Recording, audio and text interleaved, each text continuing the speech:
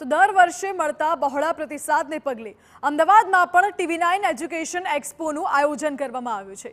અમદાવાદના નારણપુરાની સરદાર પટેલ કોલોનીમાં DK પટેલ હોલમાં એક છત નીચે જ વાલીઓ અને વિદ્યાર્થીઓને કારકિર્દી અને વિદેશમાં અભ્યાસ અંગે સંપૂર્ણ માર્ગદર્શન મળી રહેશે। 26 જેટલી યુનિવર્સિટી અને ઇન્સ્ટિટ્યૂટ્સના તજજ્ઞો કારકિર્દીને લગતા તમામ સવાલોના જવાબ આપી માર્ગદર્શન પણ આપશે। TV9 એજ્યુકેશન એક્સપોમાં વિદેશ અભ્યાસ અને લોનની સુવિધા અંગે પણ માર્ગદર્શન આપતી સંસ્થાઓના સ્ટોલનો પણ મુલાકાતીઓને લાભ મળશે।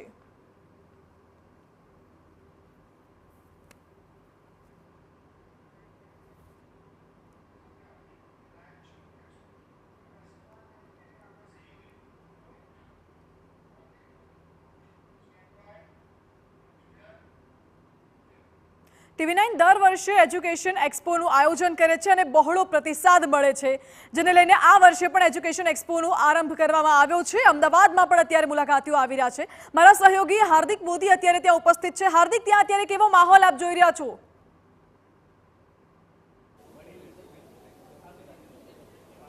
બિલકુલ માનસી, TV9 એક્સપો એજ્યુકેશન એક્સપો 2024નો આજથી જ શુભારંભ થઈ ગયો છે અને હું તમને સૌથી પહેલાં ઝલક બતાવવા માંગીશ કે જેટલી પણ યુનિવર્સિટીઝ છે, જેટલી પણ કોલેજીસ છે, આપ જોઈ શકો છો તેના તમામ સ્ટોલ તૈયાર થઈ ચૂક્યા છે અને તેની સાથે જ સ્ટુડન્ટ્સની પણ એન્ટ્રી થવાની શરૂઆત થઈ ગઈ છે। તે તમામ લોકો એક બાદ એક સ્ટોલ્સમાં ફરે છે, તે યુનિવર્સિટીઝના કોર્સીસ વિશે પણ જાણકારી મેળવે છે। આપણી સાથે એવા જ કેટલાક સ્ટુડન્ટ્સ છે, તેમની સાથે વાત કરવાનો પ્રયાસ કરીએ કે તેઓ TV9 એજ્યુકેશન એક્સપો 2024માં આવ્યા છે, કેવો તેમનો અનુભવ રહ્યો। હેલો, આપનું નામ? નીલ પંચાલ। નીલ, 10th પાસ કર્યું કે 12th? 12th પાસ કર્યું। આગળ શું ફ્યુચર પ્લાન્સ?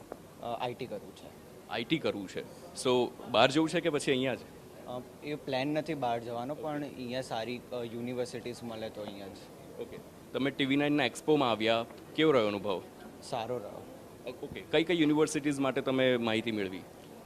GLSમાં કર્યું છે અને સ્કિપ્સ। ઓકે, કયું બેટર લાગ્યું? હજી ડિસાઇડ કરવું પડે ને કે પ્લેસમેન્ટ્સ અને ક્યાં આગળ મળે એ બધું જોવું પડે। ઓકે, પ્લાનિંગ શું છે? ફોરેન જવાનો કે પછી ઇન્ડિયામાં રહેવાનો? પ્લાનિંગ ફોરેન જવાનું નથી, બેંગ્લોર જવાનું છે। ઓકે, આપણી સાથે બીજા સ્ટુડન્ટ છે, તેમની સાથે પણ વાત કરીશું। હેલો, આપનું નામ? વિરલ પંચાલ। 12th પાસ કર્યું? હું તો જોબ કરું છું અત્યારે, એમની સાથે આવી છું। ઓકે, તો એક્સપો કેવો લાગ્યો તમને? It is very interesting and helpful છે। હું પણ પોતે MBA પ્લાનિંગ કરી રહી છું ઓનલાઈન, તો ઇટ ઇઝ હેલ્પફુલ, તો લેટ્સ સી। ઓકે, આપણે બીજા લોકો સાથે પણ વાત કરવાનો પ્રયાસ કરીશું। હેલો સર, આપનું નામ? I am Amar Vyas. कौन सी कहाँ से हो आप? I am from Ahmedabad only. I am from Parul University. Okay, Parul university के सर कोर्सेज की बात करें या फिर स्टूडेंट्स के प्लेसमेंट की भी बात करें, आपने बहुत बड़े बोर्ड लगाया है, 2.6 CR का प्लेसमेंट, तो यहाँ पे कैसा अनुभव रहा? Yeah, it is actually a nice experience and actually जो रिजल्ट अभी जो है डिक्लेयर हुआ है बिफोर 10 days ऑलमोस्ट, जो गुजरात बोर्ड CBSE बोर्ड का। सो यहाँ पे कैसा है कि ये TV9 ने जो एजुकेशन एक्सपो जो ऑर्गेनाइज किया हुआ है ना, वो रिजल्ट के बाद ये फर्स्ट एजुकेशन एक्सपो है इन अहमदाबाद, क्योंकि बाकी जो एक्सपो हुए थे वो रिजल्ट से पहले हुए थे।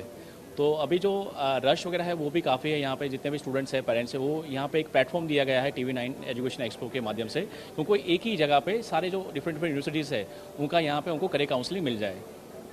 ઓકે, સો આપણી સાથે GTUના પણ એક પ્રોફેસર જોડાયેલા છે, તેમની સાથે વાત કરીશું। સર, આપનું નામ? મારું નામ મહર્ષિ પંડ્યા છે। મહર્ષિ સર, કેવો પ્રતિસાદ કેવો છે સ્ટુડન્ટ્સનો TV9 એજ્યુકેશન એક્સપો 2024 અમદાવાદ?